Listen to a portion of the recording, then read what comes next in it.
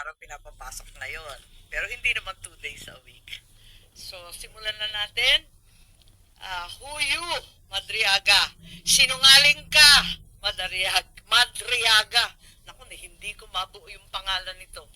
At ang lahat ng gustong marinig at pakinabangan ng mga kasinungalingan mo ay may naghihintay na kwarto sa impyerno. Ako, bilang senador at kapatid ni Bonget, 10 ng mga tunay na nakakaalam ng pangyayari ay may moral na pananagutan na pabulaan at itama ang nakakasukan kasinungalingan ni Madriaga. Inuulit ko, sinungaling ka, Madriaga, at hindi ako papayag na gamitin mo at ng mga kasamahan mo ang oras, ang espasyo, ang dignidad ng kahit na anong opisina o sangay ng gobyerno. Isasalaysay ko ang mga pangyayari noong 2021, ang tunay na pagbuo ng Uniteam. Maraming nagtatanong, maraming naghahaka-haka, higit sa lahat, may nagsisinungaling dyan sa Kongreso. So unang-una, no such thing as yung mga term, ano ba yan? Paghahati ng term, ano ba yun? Sinabi na meron daw alyansa and magte-term sharing. Nako, talaga naman kasinungalingan yan. Okay, na next slide na tayo. Ang unang pagtitipon at pag-uusap tungkol sa Vice Presidency ay noong May 29, 2 days before the birthday of our VP then. Nag-lunch date kami sa Primus Bistro sa Davao. Naalala ko pa kasi bago eh. Tapos, first time na nag-usap ng matagal-tagal si Bongbong at si Inday Sara. Tapos nag-greet kami at syempre nagpahaging kami na kung maari si Bongbong na ang maging VP ni Inday Sara. Kasi alam naman natin na mamayagpag sa lahat ng survey si VP noon, Mayor Inday siya bilang presidential bet. Ika nga, walkover sana. Kasi nakaupo pa yung tatay niya at napaka-popular niya mismo. Ngunit nung August 5, maaalala ninyo, sinabi ng PDP Laban, ine-endorso si Bongo and Rodrigo Duterte as VP. Yun ang official statement. Pero ang walang hiyang Madriaga na yan, ang sabi a few months before November 21, nakumbinsi ni Bongbong si PRRD na si Inday ang maging VP sa kanya. Hindi ko talaga maintindihan ang pinagsasabi niyan. Maliwanag na ang PDP may sariling lakad, may sariling mga kandidato, hinding-hindi si Bongbong. Nag-umpisa kami mag-usap-usap sa isang GC noong September 7. Nag-uusap na kami, pero nag-decide ako, mag-GC na tayo. At sa awa ng Diyos, kahapon, sa yamot ko, sa inis ko dyan, sa sinungaling na yan, na hanap ko ang aking lumang cellphone. Andito. At as usual, Samsung na may note. At nakita ko yung aming pagte-text. Yan, nabuo ang isang grupo kasama ng ilang kamag-anak, na kamag-anak rin ni Inday, kamag-anak rin namin. Makikita nyo, September 8, dineklara na God Duterte na ang standard bearer. Walang Bongbong, walang Sara. Ang sinungaling talaga. Pagkatapos, September 10, sabi nga, duda na si Presidente o si Sara ay tatakbo. Sinabi ni Mayora noon na silang mag-ama may deal. Isa lang ang tatakbo sa kanila sa national. Hindi ko maintindihan ang mga claim nitong taong ito. Tapos, in-endorse, September 19, magulo talagang panahon na yun eh. Si Pacquiao naman ang in-endorso. September 28, nag-usap-usap kami sa bahay, andyan si Bongbong, yung kamag-anak namin, si Mike Acevedo Lopez, kamag-anak namin ng mga dinala rin ni PRRD.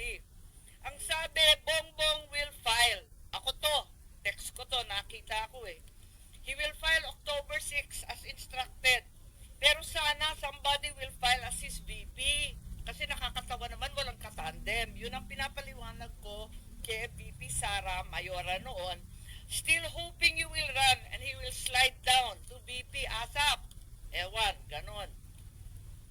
Ngayon, ang sagot naman ni VP, tulad ng sinabi niya sa media, naku, ang usapan namin ni PRRD, VP na siya sa PDP.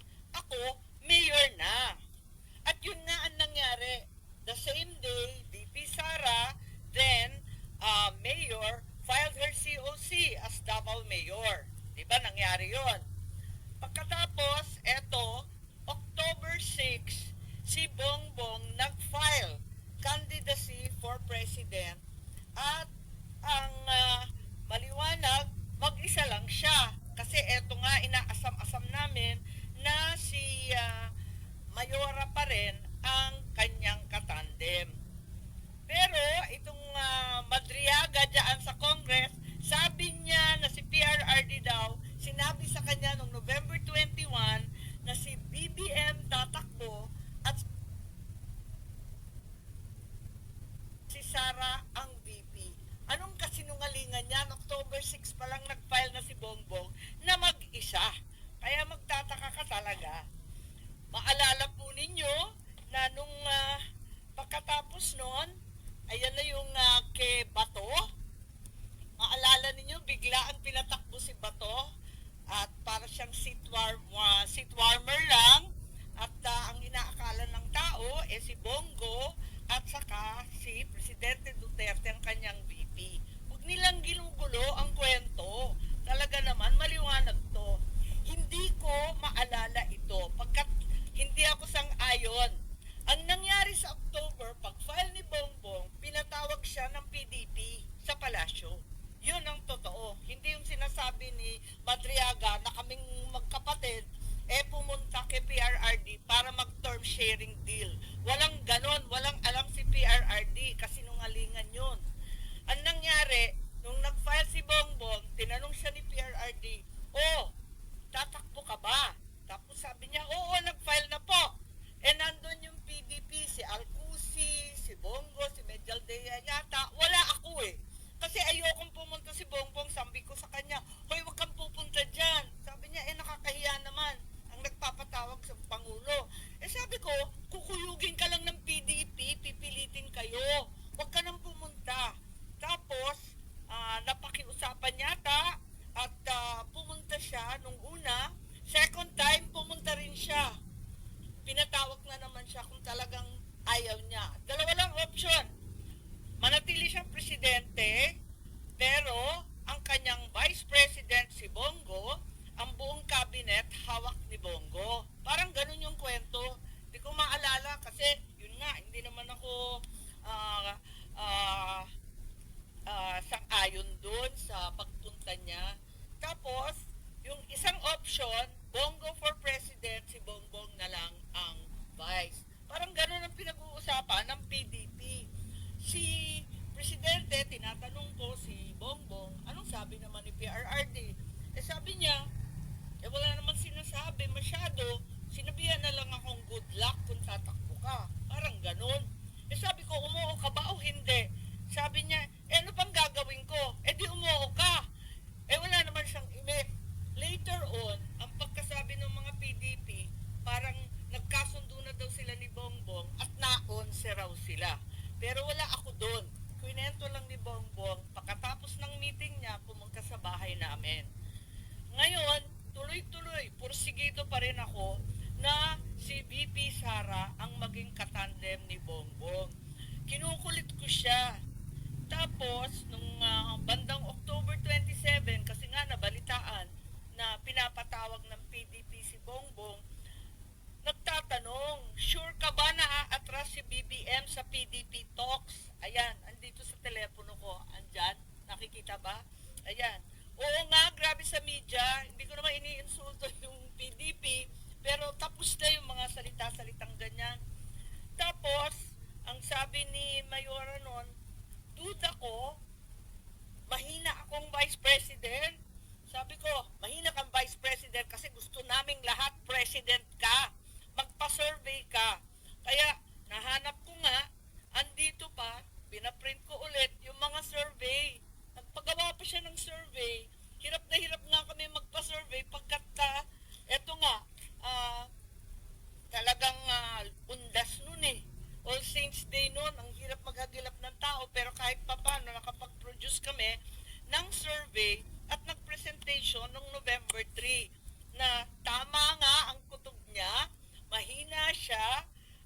bilang vice-presidente kesa sa presidente. Kasi na-disappoint yung mga Sara All. Alam naman natin yon. Pero sabi ko, malakas ka pa rin. Walang tatalo sa'yo. At yun, panay ang usap namin kung anong gagawin, kung anong dapat. At walang kinalaman to sa PDP at PRRD. May kanya-kanyang landas to eh. Talagang magulo nun eh. Makita ninyo, November 9, si Mayora nag-withdraw from the mayoralty race, Baste replaced her.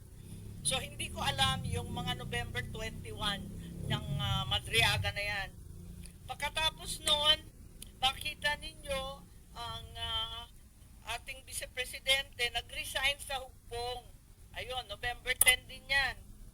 Tapos, noong November 11, sa isang kasal ng anak ni Senator Revilla, si Inday Sara sumali sa Lakas CMD para meron na siyang national party. Nakahanda na siya. Ayun. Pagkatapos niyan, nag-happy birthday na naman siya sa GC, ano? Happy birthday, Senator Amy. Many, many happy returns. Tapos, tinatanong ako sa telepono, ano naman ang birthday wish mo? Eh sabi ko, birthday wish ko, same as last year, Inday for President. So, hanggang sa dulo talaga, pinagpipilitan namin na siya talaga. Ayun. Tapos, November 12, ang liwanag naman ng statement ng aking kapatid, no to possible term sharing. Kaya tumigil ang mga nagchichismis ng kalokohan. Bakit magti-term sharing? Pinipilit nga namin na yung buong term, ang pagiging Pangulo, para kay Inday. Makikihati pa siya. Saan namang kalokohan ng galing yon? This is not a good formula for stability. Tama yun. And the reason why 6 years is there is for the policies of government to continue. Ayan continue. And if we change government, magkakagulo. Ayan. Yan ang statement ni Bongbong November 12. So, hindi ko maintindihan saan nagmula yan term sharing na kabulastugan na yan. November 13 pa, Go takes over as PDP laban presidential candidate. Talagang walang kinalaman sa PDP, walang alam ang dating Pangulo. Ayan, November 14, very publicly, pikon na pikon si Presidente at hindi niya alam ang pangyayari. Kasalanan po namin yun. Sara did not consult him on her 2022 plans. Sasabihin ko ang rason, di ako makasuporta. Ayan, binabanatan na naman niya. Kita naman natin November 14 na yan. Ewan ko kung saan yung kasunduan na pinagsasabi na kinumbinsi ni Bongbong o kinumbinsi si Bongbong, pati yung sinungaling, nakabulbul na. I'm sure yung pagtakbo, desisyon ni na Bongbong, totoo naman, ang kulit-kulit kaya namin. Tapos, November 16, sabi ni Nograles, wala nang Duterte go. November 16 din, talagang nag-iisip na kami ng kampanya kasi pumila na eh. So doon sa group chat, makikita ninyo, I like unity, power tandem yan. Sabi ko, uniteam. Tapos sabi, only team. Okay, ilabas ko na to. Uniteam na tayo. At doon nagmula yung uniteam, November 16. Okay? So, hindi ko maintindihan yung November 21, nangangampanya na by November 21. Nako. Pero, hindi pa rin napapawi ang galit ni PRRD November 18, bumabanat pa rin kay Bongbong. Asan ang pagkakasundo dyan? Tapos tuloy-tuloy na po, November 21, nasa Davao, nasa Mindanao, November 25, tuloy-tuloy na yung mga partido na sumapi. At finally, matagal to December 14, tsaka lang nag-withdraw at umatras si Bongo bilang presidente. Kaya gusto ko lang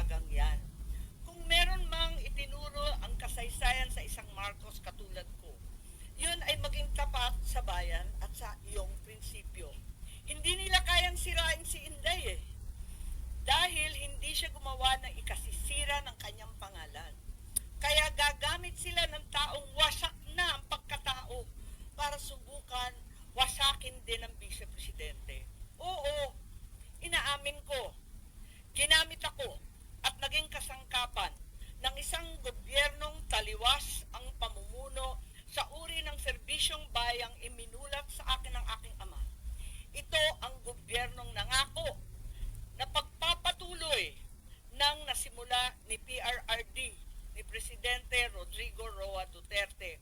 Ngunit naging simula ng pagbagsak ng ating bansa. Kahit kailan, hindi ko kinonsinti at wala akong balak konsintihin ang kapatid ko. At kahit kailan, hindi rin naman ako tatahimik. Hindi ko hahayaang harap-harapan magsinungaling ang isang tao para matupad ang ambisyon ng iilan at tuluyang mailibing ang ating bayan. Sa korupsyon, sa kasakiman, sa walang saysay na pamumulitika, kahit ngayon sa harap ng malupit